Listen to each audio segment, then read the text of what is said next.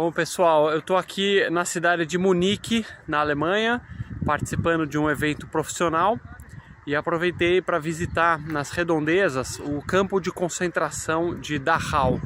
Estou aqui conhecendo o campo de concentração. Dachau foi famoso porque ele foi o primeiro campo de concentração dos nazistas e ele foi o único que durou todos os 12 anos do regime nazista. Então ele foi aberto em março de 1933, ou seja, no mês que Adolf Hitler assumiu o poder na Alemanha, a primeira coisa que ele fez foi abrir um campo de concentração. Daí a gente já percebe um pouco da importância central desse tipo de campo para o regime nazista. Você tem aqui os alojamentos, onde ficava aqui em cada um deles milhares de prisioneiros amontoados em condições desumanas, com fome, com doença, fazendo trabalho escravo. E já era um pilar do regime nazista, porque o campo de concentração era uma forma de aterrorizar a população. Inicialmente, quem vinha para cá eram prisioneiros políticos, eram inimigos do regime nazista, quem era contra, quem escrevia alguma coisa que denunciava o regime nazista, pessoas de outros partidos, pessoas que queriam liberdade para a Alemanha, diversas outras formas de pensamento, eram simplesmente presas, mandadas para cá e poucos saíam com vida. Mais de 200 mil pessoas vieram para esse campo aqui e até que em abril de 1945, 12 anos depois, o campo foi libertado no final da guerra pelo exército americano e tinha cerca de 30 mil pessoas, ou seja, 200 mil entraram e só 30 mil saíram. Pelo caminho ficou um monte de gente morta com trabalho escravo, com doença, fome, mortos a tiros pelos funcionários ou pelos policiais, aqui os soldados do campo, e também enviados de trem para campos de extermínio, onde eles eram mortos também. A rotina do campo era muito rígida, o exército alemão muito organizado, eles tinham os registros de todo mundo com nome, com origem, números de prisioneiros por cada país. Todos os dias os prisioneiros tinham que acordar às 4 da manhã e às 5 da manhã tinham que vir para esse pátio aqui, onde era feita a contagem dos prisioneiros. Então ficava todo mundo enfileirado aqui, esperando a contagem. Se faltasse alguém, se tivesse alguma fuga, os prisioneiros ficavam aqui parados no frio do inverno aqui da Alemanha, congelando até achar. E passavam o dia inteiro fazendo trabalhos forçados.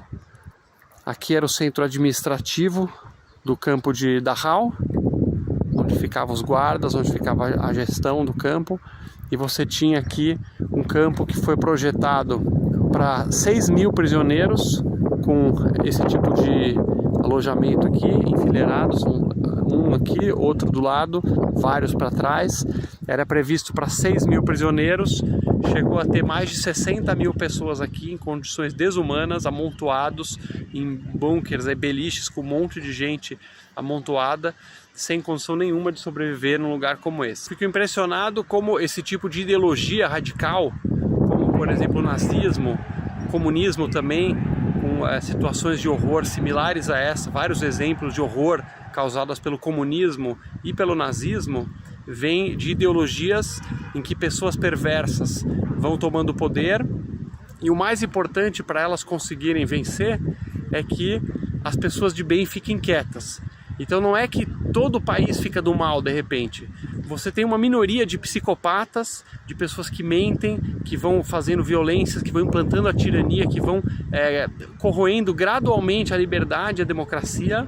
E aí eles contam com o aliado silencioso, que é as pessoas não fazerem nada, as pessoas de bem não fazerem nada. Como diz a famosa frase, para que o mal vença, basta que os bons não façam nada. E o nazismo foi assim.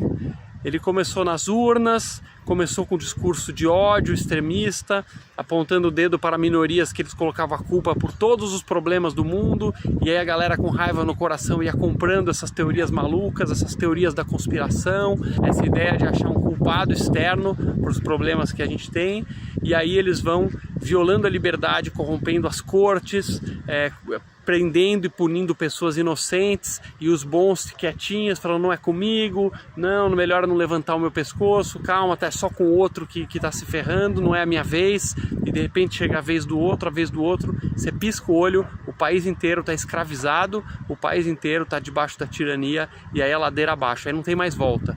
Então a violência, a tirania, a ditadura, ela é igual uma represa.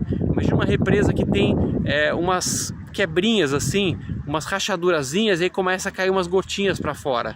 E se todo mundo não olhar e falar, olha só, essa represa tá ruindo, e aí todo mundo junto com cimento, com massa e tapa cada brechinha que tiver na Liberdade, logo logo a represa estoura e aí não tem mais volta.